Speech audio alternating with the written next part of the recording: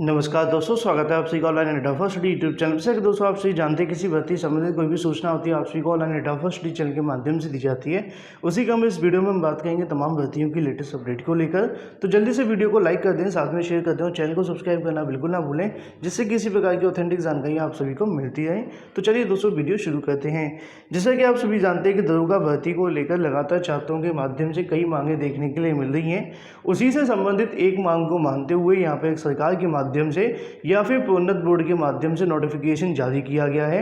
जैसा कि आपको याद होगा, दोपहर की वीडियो के माध्यम से मैंने आपको बताया कि दरोगा भर्ती की आयु सीमा में छूट की जो मांग है वो की जा रही है। उसको लेकर जो मामला है वो न्यायालय में लगा है, जिसकी सुनवाई 24 तारीख को होगी। लेकिन ऐसे में आप सभी जानते हैं कि आवेदन की जो अंतिम तारीख है वो आप सभी की 30 मई देखने के लिए मिल रही थी। अब ऐसे में प्रोन्नत बोर्ड के माध्यम से इसको बढ़ाकर आप सभी के सामने कहीं ना कहीं 15 जून कर दी गई है। मैं आपको दिखा देता हूँ, यहाँ पे आप सभी को देखने के लिए मिल जाएगा। अगर हम बात करें 21 मई 2021 आप सभी के सामने आती है, जिसमें आप सभी के सामने नई विज्ञप्ति जारी करके जानकारी दी जाती है कि 9027 पदों पर जो भर्ती निकाली गई थी, टोटल पदों की संख्या 9534 है। उसके लिए जो आवेदन लेने के लिए अगर बात करें 1/4/2021 से शुरू किए गए थे, जिसको 30/5/2021 कर दिया गया था। लेकिन अब ऐसे में कोविड-19 के चलते यहाँ पे 16 दिन का समय और बढ़ा दिया जाता। उनका कहना है कि 15/6/2021 तक आप सभी आवेदन कर सकते हैं। ऐसे में लॉकडाउन के चलते साइबर कैफे बंद हैं, बहुत सारे अभ्यर्थी यहाँ पे आवेदन नहीं कर पाए थे। तो दूसरे उन छात्रों के लिए भी फायदा होगा जो छात्र काफ़ी लंबे समय से उम्र सीमा की छूट की मांग कर रहे हैं। अगर ऐसे में यहाँ से मामला सही हो जाता है या फिर कोर्ट के अंदर सुनवाइयाँ 2-3 हो जाती हैं, तो जल्द आपको फैसला भी देखने के लिए मिल सकता है। इसी के साथ अगर बात करें अपनी अगली अपडेट को लेकर, जो कि संबंधित है टीजीटी पीजीटी शिक्षक भर्ती परीक्षा को लेकर। यहाँ पे शिक्षक भर्ती परीक्षा को भी स्थगित किया जा चुका है। अगर आप सभी को याद होगा तो इसकी जानकारी मैंने आप सभी को पहले भी दी थी कि इसकी जो परीक्षा है वो जून में आयोजित होनी थी। लेकिन ऐसे में अब इस परीक्षा को भी यहाँ पे स्थगित कर दिया गया है। अगर आपको याद होगा 3434 पदों पर लगभग 29 पदों पर जो भर्ती है वो निकली थी, टीजीटी पीजीटी साथ में प्रिंसिपल के पदों के लिए। उसके लिए यहाँ पे ऑफिशियल नोटिफिकेशन जारी करके इस भर्ती परीक्षा को भी स्थगित करने का जो आदेश से वो जारी कर दिया गया है। और अगर कारण की हम बात करें तो यहाँ पे दोस्तों आप सभी को देखने के लिए मिल जाएगा ऑफिशियल नोटिफिकेशन के माध्यम से। अगर बात करें मिनिस्ट्री ऑफ एजुकेशन के माध्यम से नोटिफिकेशन जारी कर दिया गया है, जिसमें आप सभी के सामने प्रेस रिलीज की गई है। अगर हम बात करें द एग्जाम शेड्यूल की, अगर बात करें ETSC मतलब EMIS के माध्यम से जो वैकेंसी निकाली गई थी TGT PGT की, उसको लेकर कहीं ना कहीं आप सभी का जो एग्ज़ाम है कोविड-19 के चलते फिलहाल यहाँ पे इसको जो पोस्टपोन है वो कर दिया गया है। मतलब यहाँ पे जो एग्ज़ाम था जो होने वाला था आप सभी का 5 जून को, जो कि आप सभी को याद होगा एकलव्य मॉडल स्कूलों के अंदर जो भर्ती निकली थी 3429 पदों पर, उसकी कहीं ना कहीं परीक्षा जून में बताई गई थी। लेकिन फिलहाल जून के प्रथम सप्ताह के अंदर कोरोना के चलते कोई भी परीक्षा होने की संभावना नहीं है। तो ऐसे में कोविड-19 को ध्यान में रखते हुए एकलव्य मॉडल स्कूलों के अंदर जो भर्ती परीक्षा होने वाली थी उसको स्थगित किया गया है। हालांकि इसमें आवेदन को लेकर आप सभी के सामने जो समय वो दिया गया है, जून में आप सभी आवेदन कर सकते हैं, जिसकी जानकारी आप सभी को ऑफिशियल वेबसाइट के माध्यम से देखने के लिए मिल जाएगी।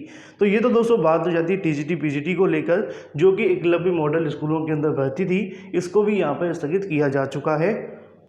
इसी के साथ हम बात करते हैं 69,000 शिक्षक भर्ती के बारे में। सुबह से अभ्यर्थियों के माध्यम से इंतजार किया जा रहा था थर्ड चयन सूची को लेकर, साथ में काउंसलिंग के बारे में। और ऐसे में हमारे माध्यम से इंतजार किया जा रहा था अधिकारियों से मुलाकात के बाद, या फिर जो सटीक जानकारी निकले आप सभी को दे दी जाए।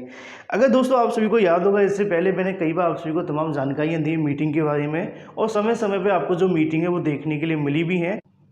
उसी क्रम में शासन के अधिकारियों के माध्यम से कई मीटिंगों के बाद नोटिफिकेशन भी जारी होते हैं, जिसके बारे में जानकारी मैंने आप सभी को पहले से दे रखी है। सुबह की वीडियो के अंदर एक नोटिफिकेशन भी दिखाया था, जिसके अंदर कुछ जिलों से यहाँ पे स्पष्टीकरण मांगा गया था विसंगतियों के संबंध में निरस्तीकरण के बारे में। हालांकि शासन के अधिकारियों का कहना था कि 1 से 2 दिनों के अंदर आगे की जो कार्यवाही वो देखने के लिए मिल जाएगी। अधिकारी नहीं, बेसिक शिक्षा मंत्री जी के माध्यम से भी बताया गया था कि 1 हफ्ते के अंदर यहाँ पे जो चयन सूची है वो जारी हो जाएगी। लेकिन अभ्यर्थी कहने की परेशान है कि अभी तक चयन सूची जारी नहीं हुई है, हालांकि सप्ताह पूरे तरीके से समाप्त भी नहीं हुआ है।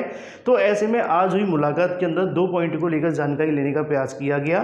क्या किसी जिला बेसिक शिक्षा अधिकारी के पास में रिक्त पदों का डाटा लटका हुआ है या फिर कोई विसंगति से संबंधित मामला है? तो उनका कहना है कि कुछ ऐसे जिले हैं जिनके माध्यम से सीटों की संख्या के बारे में रोक करके रखा हुआ है, होल्ड पर नहीं रखा है।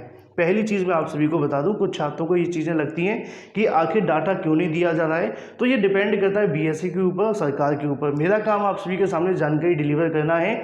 जो शासन के अधिकारी कहते हैं कि भाई 1 हफ्ते में चयन सूची आएगी, मैंने आपको बताया, अब नहीं जारी करते हैं, तो ये डिपेंड करता है अधिकारियों के ऊपर, उनकी कार्यप्रणाली के ऊपर और उनकी मंशा के ऊपर, है ना। तो ऐसे में उनका कहना है कि जो भी कहीं ना कहीं जिले के अंदर किसी ने भी एक पद को होल्ड करके रखा हुआ है, उस पद की जानकारी लेने का जो प्रयास है वो किया जा रहा है। इसी वजह से अभी तक आप सभी के सामने जो आगे का शेड्यूल है वो जारी नहीं हुआ है। दूसरा पॉइंट यहाँ पे ये पूछने के लिए मिला कि भाई अभी तक आप शासन के माध्यम से सीटों की संख्या क्यों घोषित नहीं की गई है, ना ही कोई अंदाज़ा ना ही कोई अनुमान बताया जा रहा। तो उनका कहना है कि जब तक होल्ड हुई सीटों के बारे में पूरी जानकारी शासन के पास नहीं आ जाती, तब तक सरकार के माध्यम से किसी प्रकार का कोई भी जो डाटा है वो यहाँ पर नहीं बताया जाएगा। कितनी सीटें खाली हैं और कितनी सीटें नहीं है, मतलब अंतिम रिपोर्ट आप सभी के सामने नहीं आ रही है। तो ये तो दोस्तों दो बातें हो जाती हैं, जिसमें आप सभी को सीटों की संख्या के बारे में, साथ में होल्ड हुई सीटों को लेकर जानकारी मिल जाती है। शासन का कहना है कि यहाँ पे कुछ ऐसे बीएसए हैं जहाँ पे सीटों को होल्ड करके रखा है। रीज़न क्या है वो तो बीएसए जाने या फिर सरकार जाने। लेकिन दूसरी तरफ अगर हम बात करें थर्ड चयन सूची को लेकर, साथ में काउंसलिंग को लेकर, तो उनका कहना है कि शासन के आदेश के अनुसार जो कार्य पूरा कर लिया गया है, चयन सूची को लेकर डाटा पहुँचा दिए गए एनआईसी के पास में, उनके माध्यम से सॉफ्टवेयर भी तैयार कर लिया गया है। जैसी सीटों की संख्या फाइनलाइज होती है वो डाटा पहुंचा दिया जाएगा एनआईसी के पास में, और उसी के साथ में उसके अनुसार आप सभी के सामने चयन सूची तैयार करके जारी कर दी जाएगी ऑफिशियल वेबसाइट पर। रही बात काउंसलिंग के कार्यक्रम को लेकर, वो भी आप सभी को एनआईसी के माध्यम से देखने के लिए मिलेगा। लेकिन जो पहला स्टेज आपको देखने के लिए मिल रहा है कि कुछ जो सीटें होल्ड पर लगी हुई हैं, उसकी वजह से ना तो आज आप सभी की चयन सूची जारी हुई है, कल इसके बारे में क्या होगा ये डिपेंड करेगा उनके माध्यम से डाटा मिलता है कि नहीं। लेकिन ऐसे में जो सीटें होल्ड होने की वजह से आज की तारीख में ना तो कोई नोटिफिकेशन जारी हुआ है, ना एनआईसी के माध्यम से कार्यक्रम जारी हुआ है, और ना ही चयन सूची अभी तक तैयारी देखने के लिए मिली है। इसको लेकर अधिकारियों का कहना है कि यहाँ पे कहीं ना कहीं जो अंतिम रिपोर्ट आने का इंतजार किया जा रहा है, जैसी रिपोर्ट आती है, चाहे वो आज देर शाम तक आ जाती है या कल सुबह तक आती है, तुरंत जो डाटा है वो एनआईसी को भेजा जाएगा। उसके बाद में एक ही दिन के अंदर आप सभी के सामने सब कुछ देखने के लिए मिल जाएगा।